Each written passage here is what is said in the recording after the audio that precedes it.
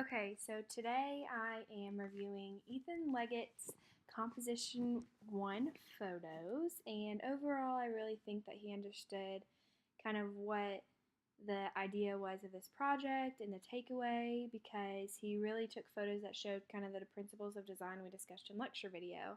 So I definitely think it's going to be hard to critique, but I definitely think I can give positives. So we'll start picture 9. I really think this kind of gives visual symmetry. If we cut the picture in half from here down, so like a little to the right of the fire hydrant, you would notice that on the left and the right side of the picture, we're going to see just about the same thing. We have these trees in the background, which are going to kind of mirror each other, and then we also have the kind of grass-looking things, weeds, coming out of the ground that are also going to mirror each other when we cut this photo in half. So there's another photo I want to talk about, which is just the picture that I put. Okay, so picture 8, we'll go backwards.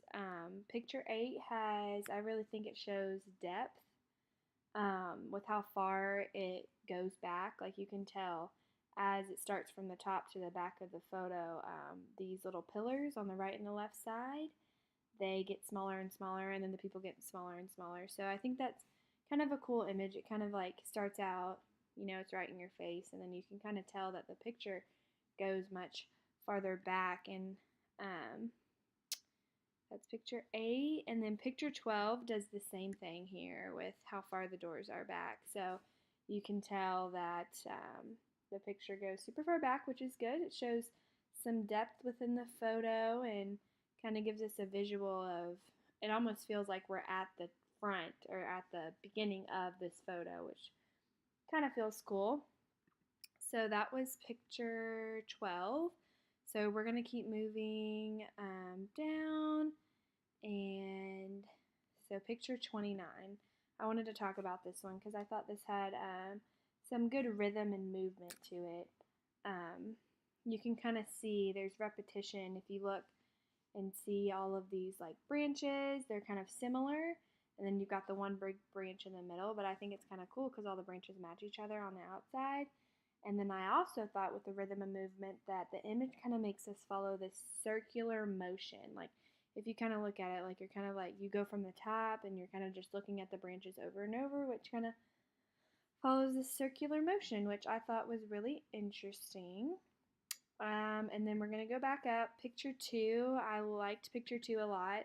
This picture shows a lot of emphasis of subordination. You can tell that the focus of this picture is the light post.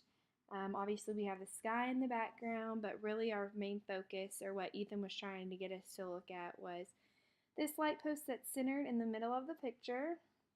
It's definitely our focal point, and I think kind of if you look at it, like it kind of draws you away from the fact that the sky's in the background. Like you can see the blue, you can see the clouds, but the main thing you see is this light post.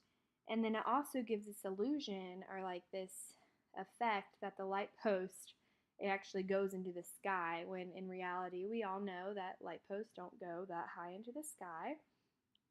So I thought that was kind of interesting. And then picture 19, which I'm pulling up now, I think this photo really gives us visual texture. Like you can tell, you see all the ridges and like how there's moss on it, and then you see like all these branches and kind of crummy rocks back in the background, and then we've got the leaves and the branches or whatever you would consider that. I really think that gives this visual texture, almost like you're kind of feeling it. Like when you see this picture, you think of like rough and like hard surfaces, and I kind of enjoy that this picture gives us that feeling because some pictures are going to give you more of a soft feeling or whatever is in the picture. So I thought that was kind of cool. And so I wanted to touch on a few more photos before I critique. So there is, let's see, 8, 12. Oh, so 13. I really like this one. In one of the pictures we talked about rhythm and movement. I touched on that a little earlier. And I definitely think this shows a lot of rhythm and movement. You can kind of tell it's just repetition. It's the same. It's these mugs. We've got the same mug on the left side all the way down the picture. The very left, all the blue, and then we've got all the white, and then we've got one row of like navy black, it looks like, more white, more white, more white, more white, and it's all the same cup. So I think that it's definitely given us some rhythm and movement, lots of repetition in the photo, which I think is important when doing photography. And then there was also, I thought, a lot of rhythm and movement in this one. There's a lot of repetition with so we've got two trees, and then we've got all of these like weed looking things, and this also kind of gives us some symmetry. If we cut this in half, honestly, you could probably flip the picture in half, fold it in half, and it'd mirror each other very well. So a few things I wanted to say that were weak. I mean, this was hard to critique because I thought all the pictures were well. Picture 7. So picture 7, I definitely think, obviously, looks like a picture of a bush, but you can tell about halfway. So if we're looking at it diagonally, about halfway, the picture gets a little blurry. It's like this blurry illusion, and that can kind of mess with people's eyes if they're looking at the picture. It kind of makes you almost feel like I'm spinning.